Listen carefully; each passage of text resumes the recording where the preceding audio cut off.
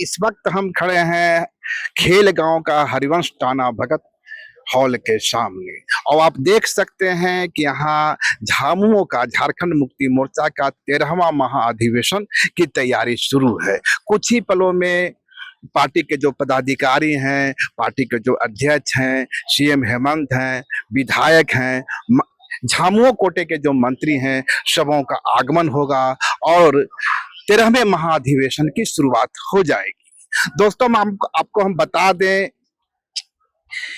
कि झारखंड के गठन में झामुमो का एक संघर्षपूर्ण इतिहास रहा है। आप कह सकते हैं कि आदि झारखंड अपने जिस अस्तित्व में है, अपने वास्तविक आकार में है, तो इसके पीछे झारखंड मुक्ति मोर्चा का संघर्ष और बलिदान रहा है। ऐसा भी नहीं है कि अलग झारखंड राज्य की लड़ाई की जो शुरुआत होती है वो झारखंड मुक्ति मोर्चा से होती है। हम आपको बता दें कि आजादी के जब अंगड़ाई चल रही थी, आजादी की लड़ाई चल रही थी, उस वक्त भी अलग झारखंड राज्य की लड़ाई तेज थी, लेकिन वह सवार कहीं न कहीं आजादी की लड़ाई में मंद पड़ती नजर आ रही थी। और आजादी की जो लड़ाई है, भारत की आजादी की जो लड़ाई है, वो ज्यादा तेज गति से सुनाई पड़ रहा था। आपको हम बता दें कि अलग झारखंड राज्य के लिए जो पहली शुरुआत हुई थी वो जयपाल सिंह मुंडा के द्वारा हुई थी। और भारत यह एक इतिहास है कि जब झारखंड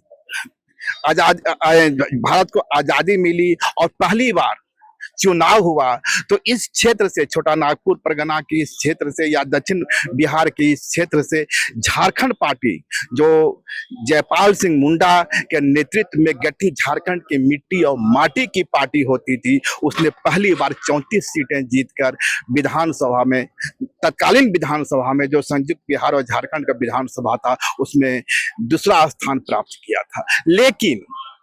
लेकिन इतिहास में कालखंड बदला और जो पार्टी झारखंड की मिट्टी और माटी की आवाज मानी जाती थी, बाद में उसका कांग्रेस में विलय हो गया। और कांग्रेस में विलय होते ही झारखंड के अंदर से असंतोष के स्वर सुनाए देने लगे। इस बीच एलन होरो, बागुन सुमरई और दूसरे नेतृत्वकर्ताओं के नेतृत्व में कई झारखंड नामधारी पार्टियां एक साथ काम करती रही, लेकिन किसी भी पार्टी को सफलता नहीं मिली। यह वही दौर था, मैं बात कर रहा हूं 1963 की। 1963 में ही झारखंड पार्टी का कांग्रेस में विलय होता है और झारखंड के इस हिस्से में असंतोष के स्वर सुनाई देने लगते हैं। लेकिन 1973 आते आते झारखंड मुक्ति मोर्चा का गठन होता है। झारखंड मुक्ति मोर्चा का गठन बिरसा मुंडा की जयंती के अवसर पर किया जाता है। यह वर्ष 1973 की बात है और तब विनोद बिहारी महतो इसके अध्यक्ष हुआ करते थे, शिबू सोरेन महासचिव हुए थे और एन होरो जो मार्क्सवादी समन्वय समिति के बड़े नेता थे, वह भी इसके हिस्सा थे। यह एक बड़ी कदम था और वह दिन आज भी झामुमो के इतिहास में बड़ा दिन माना जाता है। लेकिन उसके बाद भी झामुमो में एक बिखराव की स्थिति नजर आई।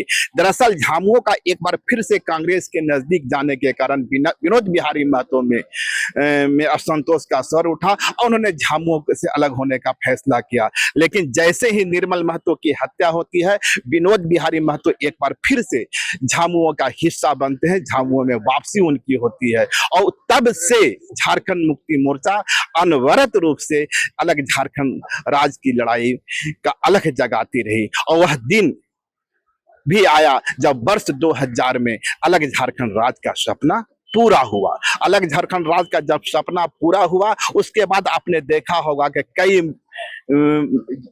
सीएम चेहरे आए, कई सरकारें आई, लेकिन कोई भी सरकार अस्थायी रूप से अपना कार्यकाल पूरा नहीं कर सकी।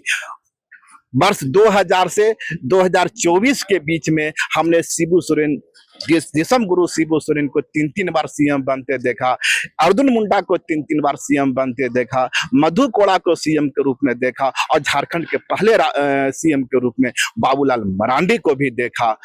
लेकिन वर्ष 2014 में रघुवर दास को को यह श्रेय जाता है कि उनके नेतृत्व में झारखंड में पहली बार किसी सरकार ने 5 वर्ष का अपना कार्यकाल पूरा किया। लेकिन उसी रघुवर दास के कार्यकाल में सीएनटी एक्ट में संशोधन हुआ और उसके बाद वह इतिहास है कि 2014 से आज 2025 है, भाजपा उस कुव्वत के साथ सत्ता में वापस नहीं कर पाई। और उसी माना जाता है कि उसी सीएनटी एक्ट में संशोधन के कारण रघुवर दास के कार्यकाल के प्रति जो गुस्सा, नाराजगी पनपी, असंतोष पनपा, उसके कारण वर्ष 2019 में सीएम हेमंत के नेतृत्व में झारखंड मुक्ति मोर्चा की वापसी हुई और 2019 से 2024 का जो कार्यकाल रहा वह भी संकटपूर्ण रहा। उसी कार्यकाल में किसी भी झारखंड के इतिहास में एक निर्वाचित सीएम को जेल भेजा गया और कोर्ट ने यह टिप्पणी कर दी कि जिन आरोपों में एक निर्वाचित सीएम को जेल भेजा गया है वह तथ्यहीन है, उसके पीछे कोई सबूत नहीं है, कोई दस्तावेजी सबूत नहीं है। आप यह समझ सकते हैं कि सीएम हेमंत को जेल भेजे जाने का इतना बड़ा असर हुआ कि वर्ष 2024 के चुनाव में एक मजबूत ताकत के साथ झामुमो की वापसी। बयान झारखंड मुक्ति मोर्चा का बयान नहीं हो सकता। अभी आज महाधिवेशन होना है, कैसे देखते हैं इसमें, कौन-कौन से फैसले आज? झारखंड मुक्ति मोर्चा का यह 13वां महाधिवेशन निश्चित रूप से झारखंड राज्य की राजनीति को एक नया दिशा देने का प्रयास है। बहुत संघर्षों के उपरांत अपने इतने लंबे राजनीतिक जीवन में झारखंड मुक्ति मोर्चा ने बहुत सारे मुकाम हासिल किए हैं, लेकिन संविधान की पहली प्रस्तावना पंक्ति जब 4 फरवरी 1972 को स्थापना हुई थी और 1983 में जब संविधान अंगीकार किया गया था, उसकी पहली प्रस्तावना पंक्ति यह कहती थी कि वाम जनवादी विचारधारा पर आधारित यह संगठन झारखंड की शोषित पीड़ित राष्ट्रीयता के हर त्राण के लिए काम करेगा और झारखंड में एक शोषण मुक्त समता मूलक समाज को बनाने की दिशा में प्रयास करेगा। तो हमें लगता है कि कुछ काम हम लोगों ने किया है, कुछ रास्ते हम लोगों ने तय किए हैं और अभी और रास्तों को तय करना बाकी है। सम्मेलन राज्य की राजनीतिक परिस्थितियों के अनुरूप, जनता की जनभावनाओं के अनुरूप निश्चित रूप से राजनीतिक प्रस्ताव पारित करेगा और यह राजनीतिक प्रस्ताव संगठन और राज्य के हित में हो। सर, अभी तक जेएमएम जो है जल जंगल जमीन की बात हो रही है और हालिया दिनों में इसका शहरी विस्तार भी हो रहा है, तो क्या शहरी मतदाताओं को देखते हुए फैसले लिए जाएंगे? झारखंड समूची झारखंडियत को बोध कराता है, चाहे वो शहर में बसने वाले झारखंड के लोग हों, चाहे वो सुदूर ग्रामीण अंचलों में बसने वाले लोग हों। निश्चित रूप से प्रतिनिधित्व संपूर्ण झारखंड का है और झारखंडी चेतना समग्र रूप से झारखंड के शहरों और ग्रामीण अंचलों में रहने वालों में निवास करती है और मुक्ति मोर्चा इसी का परिचायक है। इसलिए हम इस विभेद को नहीं मानते हैं कि झारखंड मुक्ति मोर्चा का जनाधार सिर्फ ग्रामीण अंचलों में। हम यह मानते हैं कि शहरों में रहने वाले जल जंगल जमीन की अवधारणा को मानने वाले लोग झारखंड मुक्ति मोर्चा के साथ थे, हैं और रहेंगे। मैं सवाल इसलिए किया था सर, कल्पना सोरेन के रूप में आप निश्चित रूप से मेरा यह मानना स्पष्ट रूप से है कि इस देश की लोकतांत्रिक व्यवस्था में जनभावनाओं का प्रतिबिंब होना चाहिए था। जब इस देश में किसानों के लिए कानून लाए गए तो यह कहा गया कि ये किसानों के हितकर कानून है। 700 से ज्यादा किसानों की शहादत के बाद अगर इस देश की राजनीतिक व्यवस्था ने उनकी कानूनों को, कृषि कानूनों को किसानों के हितकर नहीं माना और वापस लिया, तो मेरा यह मानना है कि आज जिस तरीके से इस देश की एक बड़ी आबादी की जनभावनाओं के विरुद्ध वक्फ कानूनों को लाया गया है, निश्चित रूप से इस देश की संसद को, इस देश की राजनीतिक पार्टियों को जनभावनाओं का सम्मान करना चाहिए। सर, कल्पना सोरेन के रूप में एक बड़ा आपका चेहरा मिला है सर, क्या इसका इस्तेमाल किया जाएगा? निश्चित रूप से कल्पना सोरेन पार्टी से अलग नहीं है और कल्पना सोरेन के द्वारा जो भी काम किए गए उसका फलाफल पार्टी ने लोकसभा और विधानसभा में देखा है और आने वाले दिनों में भी निश्चित रूप से उनका उपयोग पार्टी करेगी। 13वां अधिवेशन है, कल्पना सोरेन को लेकर जो है बड़े निर्णय। देखिए, ये निर्णय क्या लिए जा रहे हैं ये आप लोगों का आपकी मनगढ़ंत बातें हैं। आज निश्चित रूप से हमारा 13वां महाधिवेशन है जो किसी भी राजनीतिक दल का सबसे बड़ा महापर्व होता है और हमारा दल आज झारखंड ही नहीं पूरे देश में आज झारखंड मुक्ति मोर्चा के नाम की चर्चा हो रही है। तो निश्चित रूप से आज महाधिवेशन में नए और बड़े निर्णय लिए जाएंगे, ये मैं कह सकता हूँ। कुछ महत्वपूर्ण और राजनीतिक प्रस्ताव भी आएंगे, सांगठनिक प्रस्ताव भी आएंगे और सभी पर सहमति बनेगी, लोगों की मुहर लगेगी। और आज ये जिस तेजी से झारखंड मुक्ति मोर्चा का विकास विभिन्न राज्यों में हुआ है, अपने झारखंड राज्य में तो आज सबसे बड़े राजनीतिक दल के रूप में आज उभर कर सामने आया है। और इस चुनाव में 2024 के चुनाव में अभी तक की सबसे ज्यादा सीटें जीतकर झारखंड मुक्ति मोर्चा ने अपनी ताकत का एहसास कराया है। और आने वाले दिनों में मैं एक पार्टी का पदाधिकारी होने के नाते, पार्टी का वरिष्ठ कार्यकर्ता होने के नाते निश्चित रूप से चाहूंगा कि पूरे देश में हमारी पार्टी का विस्तार हो, क्योंकि पूरे देश की जनता की निगाह आज झारखंड मुक्ति मोर्चा के नीति सिद्धांतों और झारखंड मुक्ति मोर्चा के जनहित के किए गए कार्यों को, इन विपरीत परिस्थितियों में जो काम हुए, तेजी से जो विकास हुआ, चाहे जो मैया सम्मान योजना हो या हमारे जो आदिवासी भाई हैं उनको विदेश भेजकर शिक्षा दिलाने की बात हो, रोजगार देने की बात हो, कृषि के क्षेत्र में एक नया कहें तो नया एक कृषि के क्षेत्र में आयाम कायम करने की बात हो, अब बिजली के क्षेत्र में बहुत सारे सुधार हुए, बिजली बिल माफ किए गए। तो आज ये हमारा झारखंड पूरे देश में आज चर्चा का विषय है। वक्फ विधेयक को लेकर भी कुछ चर्चा। देखिए, वक्फ का तो हम तो जो वक्फ संशोधन विधेयक आया है, ये तो सिर्फ जनता को भटकाने के लिए, क्योंकि केंद्र में बैठी सरकार जो मूलभूत समस्याएं हैं उस पर कभी चर्चा नहीं करती है। उस पर कोई गरीबी पर नहीं, बेरोजगारी पर नहीं, शिक्षा पर नहीं, सिंचाई पर नहीं और आधारभूत संरचनाओं के विकास पर नहीं। ये ऐसे 2, 4, 6 महीने में ऐसे ऐसे मुद्दे उभारती रहती है जिससे जनता भटकाव की ओर जाए और मूल मुद्दों से जनता का ध्यान निश्चित रूप से हमने खुद खुलकर कहा है। मैं भी वक्फ बोर्ड के विरोध प्रदर्शन में मैं खुद शामिल हुआ हूँ। पार्टी का विरोध है, पार्टी इसके इस वक्फ बिल का विरोध करती है। आज हम वक्फ बिल ला रहे हैं। कल आप देखेंगे, कल इन लोग का जो हमारे जो केंद्र में बैठी सरकार है वो ना हिंदुओं की है, ना मुसलमानों की है, ना सिखों की, ना ईसाइयों की है, वो सिर्फ अपनी सत्ता की है। उन्हें सत्ता चाहिए इनके प्राकृत। आज वक्फ बिल आया है जो वक्फ का मतलब अच्छी तरह से जानते हैं कि दान में दी हुई मुस्लिमों के द्वारा जो दान में दी हुई जमीन होती है उस पर उनके जो कार्य होते हैं उन पर उनका अधिकार, उसके लिए बोर्ड बना है।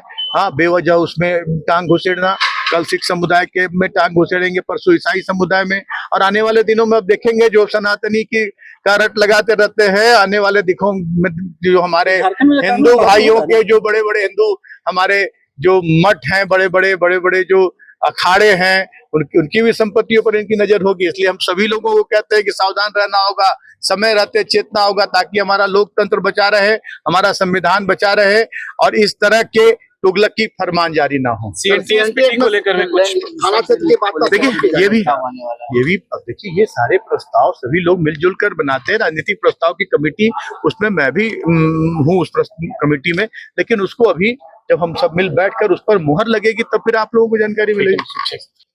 मैं बताया आपको कि पहली बार झारखंड के इतिहास में जयपाल सिंह मुंडा को यह श्रेय जाता है कि तब की झारखंड पार्टी को 34 सीटें प्राप्त हुई थी और यह बात थी 53-54 की। उसके बाद करीबन 70-80 वर्ष का दौर गुजर गया। उसके बाद वर्ष 2024 में किसी झारखंडी पार्टी की, किसी झारखंड नामधारी पार्टी को 34 सीटें मिली। तो यह समझा जा सकता है कि सीएम हेमंत के प्रति और उनको जेल भेजे जाने के कारण आदिवासी समुदाय में कितनी नाराजगी पसर रही थी। यह मैं बताने का कोशिश मैंने आपको इसलिए किया ताकि झारखंड मुक्ति मोर्चा का जो इतिहास है, उसका जो संघर्ष है और झारखंड के गठन में उसकी जो भूमिका है, उसे एक बार आप समझ सकें। मौजूदा हालात यह है कि पार्टी अपना 13वां महाधिवेशन इसी हरिवंश टाना भगत में कर रही है और हमारी जानकारी के अनुसार पहली बार झारखंड मुक्ति मोर्चा की ओर से रांची में महाधिवेशन का आयोजन किया गया है और इसकी कुछ ऐतिहासिक पृष्ठभूमियां हैं। दावा किया जाता है या माना जा रहा है कि अमूमन हर बार की तरह इस बार पार्टी के संविधान में कुछ बदलाव होंगे और कई राजनीतिक प्रस्ताव पास किए जा सकते हैं। हालांकि अब देखना होगा कि वे राजनीतिक प्रस्ताव क्या होते हैं और पार्टी में संविधान जो संशोधन की बात हो रही है वह किस रूप में होती है। लेकिन सियासी जानकारों को माने तो पार्टी नेतृत्व में पार्टी के चेहरे में एक बड़ा बदलाव हो सकता है। निश्चित रूप से सीएम हेमंत के पास सीएम की कुर्सी होगी और पार्टी का सबसे बड़ा चेहरा होंगे। जहां तक रही बात दिसुम गुरु की, तो जब तक उनकी सांस रहेगी वे निश्चित रूप से पार्टी का अध्यक्ष रहेंगे। लेकिन निगाहें जो लगी हुई है वह लगी हुई है पार्टी के कार्यकारी अध्यक्ष पर। एक बड़े तबके का मानना है कि इस बार जेएमएम कल्पना सोरेन को अपना कार्यकारी अध्यक्ष बना सकती है। हम बता दें कि जब सीएम हेमंत को जेल भेजा गया था, काल गृह में कैद किया गया था, तो यह कल्पना सोरेन ही थी जो गृहिणी से निकलकर सामने की भूमिका से बाहर आते हुए राजनीति में अपना कौशल दिखलाया था और बहुत ही कम वक्त में झारखंड की सियासत का एक मजबूत चेहरा बन गई। आधी आबादी की आवाज बन गई, आदिवासियों की तो धड़कन थी। तो कहा जा सकता है कि कल्पना सोरेन के आने वाले दिनों में क्या भूमिका होगी, इस पर लोगों की नजर लगी रहेगी। जहां तक बात रही राजनीतिक प्रस्ताव का, तो माना जाता है कि 1932 का खतियान के बारे में भी इस बार एक बार फिर से फैसला हो सकता है। दरअसल 1932 के मुद्दे पर हेमंत सरकार ने पहले ही विधानसभा से प्रस्ताव पारित कर राज्यपाल को भेजा था, लेकिन वह प्रस्ताव राज्यपाल के पास लटक गया या केंद्र के पास वह लटक गया। लेकिन तमिलनाडु में जिस तरह का फैसला आया है और सुप्रीम कोर्ट ने राज्यपाल के अधिकारों पर कैंची चलाते हुए उसके 10 से 12 जो विधेयक थे उसको बगैर राज्यपाल की स्वीकृति के मंजूरी दे दी है। यह इतिहास में पहली बार हो रहा है, देश के इतिहास में पहली बार है कि किसी सुप्रीम कोर्ट ने बगैर राज्यपाल की मंजूरी के 12 से 13 विधेयकों को एक ही झटके में पारित कर दिया, मंजूरी दे दी और राज्यपाल को यह हिदायत भी दी कि आप एक निर्वाचित सरकार के विधेयक को रोक नहीं सकते हैं। यदि एक बार नहीं दूसरा बार यदि उसी चीज पर प्रस्ताव आता है, उसी मुद्दे पर प्रस्ताव आता है, तो आपको मंजूरी देनी ही होगी। इस हालत में देखा जाए तो जेएमएम की ओर से जो 1932 का उसका मुद्दा रहा है, उसका नारा रहा है, वह एक बार फिर से इस विधानसभा में, इस महाधिवेशन में उसकी अनुगूंज सुनाई पड़ सकती है। दूसरा मुद्दा है जो सरना धर्म कोड का है। माना जा रहा है कि सरना धर्म के मुद्दे पर भी इस महाधिवेशन में एक राजनीतिक प्रस्ताव पारित किया जा सकता है। एक जो सबसे चर्चित मुद्दा इन दिनों है वक्फ बिल। वक्फ बिल पर पूरे देश में हाहाकार है, बवाल है। जो अल्पसंख्यक समुदाय है यहाँ का, उसकी ओर से केंद्र सरकार का जो वक्फ बिल है उसकी प्रति नाराजगी जाहिर की जा रही है। अल्पसंख्यक समुदाय का मानना है कि जो केंद्र सरकार का वक्फ बिल है वह उसके अधिकारों का पर कैंची चला रहा है, उसके अधिकारों की कटौती कर रहा है। और आपको हम बता दें कि झामुमो शुरू दिन से ही वक्फ बिल के विरोध में खड़ी है। तो माना जा सकता है या आशा किया जा रहा है कि वक्फ बिल पर भी इस महाधिवेशन में एक बड़ा फैसला हो सकता है। एक तीसरी गुंजाइश जो बनती नजर आ रही है वह सीएनटी एक्ट को लेकर के है। दरअसल सीएनटी एक्ट में थाना क्षेत्र की बातता है। एक आदिवासी समुदाय का व्यक्ति भी दूसरे थाना क्षेत्र में यदि जमीन खरीद की कोशिश करता है तो वह गैर कानूनी होगा। और अब जानते हैं, जैसा कि आप देख रहे हैं, पूरे झारखंड में अर्बनाइजेशन की प्रक्रिया चल रही है। आदिवासी समुदाय के अंदर भी एक मिडिल क्लास पैदा हो रहा है और निश्चित रूप से वह भी शहर में बसना चाहता है। वह भी चाहता है कि शहर में उसके कट्ठे 2 कट्ठे जमीन हो, 5 कट्ठे जमीन हो, उसके मकान हो। और इस बंदिश के कारण आदिवासी समुदाय का वह तबका भी शहर में अपनी जमीन नहीं खरीद पा रहा है। तो माना जाता है कि थाना क्षेत्र की वैधता जैसे ही समाप्त होगी, वह आदिवासी समाज राजधानी के बाहर है, सुदूरवर्ती इलाके में है, राजधानी रांची में वह अपनी जमीन खरीद सकेगा या दूसरे शहरों में जमीन खरीद सकेगा। और निश्चित रूप से इसका फायदा यहाँ के आदिवासी समुदाय को मिलेगा, क्योंकि यदि एक आदिवासी दूसरे आदिवासी की जमीन खरीदता है तो उसे दाम भी उचित मिलेगा और उसका जमीन भी किसी के दूसरे गैर आदिवासी समुदाय के पास नहीं जाएगा। इस प्रकार कई एक मुद्दे हैं, कई एक मसले हैं। माना जा रहा है कि इस महाधिवेशन में उस पर राजनीतिक प्रस्ताव पारित हो सकता है, उस पर निर्णय हो सकता है। इस प्रकार हम देखें तो यह जो 2 दिवसीय महाधिवेशन है झारखंड के इतिहास में एक बड़ा घटना मानी जा रही है। इससे कई अहम निर्णय हो सकते हैं। देखना होगा चंद घंटों के बाद, चंद पलों के बाद जब सीएम हेमंत आते हैं और दूसरे मंत्री विधायक आते हैं, पार्टी के अध्यक्ष आते हैं, दिसम गुरु का यहाँ अर्पण होता है, पदार्पण होता है। उसके बाद जब महाधिवेशन की शुरुआत होती है तो क्या फैसले होते हैं, आपकी तरह हमारी निगाह भी पार्टी महाधिवेशन में लिए गए निर्णयों पर बनी रहेगी और इसकी पल पल की जानकारी हम आप तक पहुंचाते रहेंगे। धन्यवाद, शुक्रिया। अगर खबर पसंद आए तो आप QR स्कैन कर दें हमारा साथ। आपका एक छोटा आर्थिक सहयोग है हमारा बड़ा हौसला। द भारत मित्र, बुलंद भारत की बुलंद तस्वीर।